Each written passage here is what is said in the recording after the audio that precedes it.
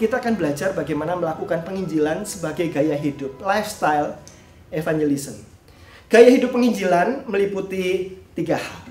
Yang pertama adalah kita mendoakan. Yang kedua, memperhatikan orang-orang yang kita doakan. Ketiga, kita memberitakan. Prayer, care, share. Mendoakan, memperhatikan, memberitakan. Kita lihat sama-sama firman Tuhan, 2 Korintus 4 ayat 6, demikian firman Tuhan. Sebab Allah yang telah berfirman, dari dalam gelap akan terbit terang.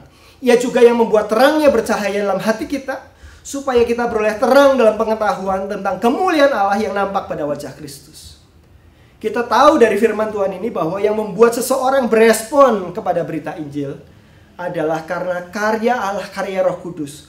Mata hati orang yang gelap kemudian dibukakan melihat terang. Kalau Tuhan tidak membukakannya, maka orang tidak bisa berespon karena manusia sudah jatuh dalam dosa. Hatinya penuh dengan kedegilan dan melawan Tuhan. Kita perlu berdoa supaya orang-orang mendengar Injil. Dan berdoa itu bukan sesuatu yang paling remeh-temeh, tetapi sesuatu yang sangat penting. Prayer evangelism.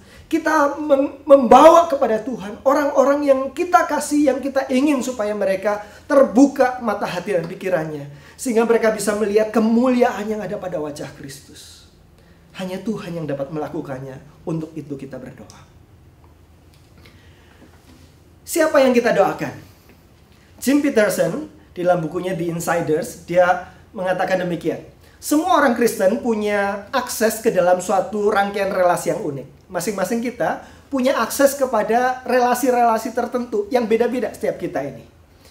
Mereka menjadi insider atau kalangan dalam bagi keluarga, tetangga, tempat kerja, dan jejaring sosial. Kita menjadi insider, menjadi orang dalam, menjadi kalangan sendiri bagi mereka. Lingkungan keluarga kita, grup-grup WA keluarga kita, grup-grup pertemanan kita di sekolah, alumni, dan sebagainya. Kita menjadi orang dalam di situ. Orang lain yang tidak seperti kita tidak bisa menjadi orang dalam. Jadi ada akses tertentu yang tidak dimiliki orang lain. Mereka memainkan peranan yang tidak tergantikan dalam menjalankan tujuan Tuhan. Mereka adalah orang-orang kunci dalam membawa ke dalam suatu konteks sosial. Dan itulah Bapak Ibu Saudara sekalian. Kita punya konteks-konteks sosial yang Tuhan tempatkan di sekitar kita. Dan mereka adalah orang-orang pertama yang kita pikirkan. Mari kita belajar untuk membuat daftar nama Bapak Ibu Saudara sekalian. Orang-orang yang kita doakan. Karena kalau kita hanya berdoa pada saat kita mau, pada saat kita sempat, maka kemungkinan besar kita akan sangat sedikit mendoakan. Kita perlu intensional, secara sengaja mendoakan mereka. Caranya bagaimana? Buat daftar nama. Siapa yang akan kita masukkan dalam daftar nama? Orang-orang yang kita doakan. Mereka adalah orang-orang yang di dalam ikatan keluarga kita, dalam relasi biologis kita. Ini adalah mungkin keluarga inti yang belum percaya, mungkin keluarga besar kita, saudara sepupu, keponakan, kakek, nenek, dan sebagainya. Mari kita daftarkan orang-orang yang belum percaya di antara keluarga kita sendiri. Itulah relasi biologis kita. Kemudian ada relasi geografis kita, tetangga-tetangga kita. Kita berada di satu lokasi dan kita berjumpa dengan mereka waktu kita berangkat kantor, pulang kantor, weekend, dan sebagainya. Mereka adalah orang-orang yang di dalamnya kita menjadi kalangan dalam, menjadi insider bagi mereka. Kita tuliskan mereka dalam daftar doa kita.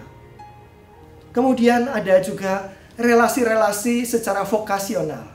Orang-orang yang menjadi rekan-rekan kita, kolega kerja kita. Mungkin itu customer kita, pelanggan yang suka datang ke toko kita. Mungkin itu adalah supplier kita yang suka nawarkan barang kepada kita. Mungkin itu adalah teman kantor kita, teman kuliah kita, dan sebagainya. Mari kita daftarkan nama-nama mereka.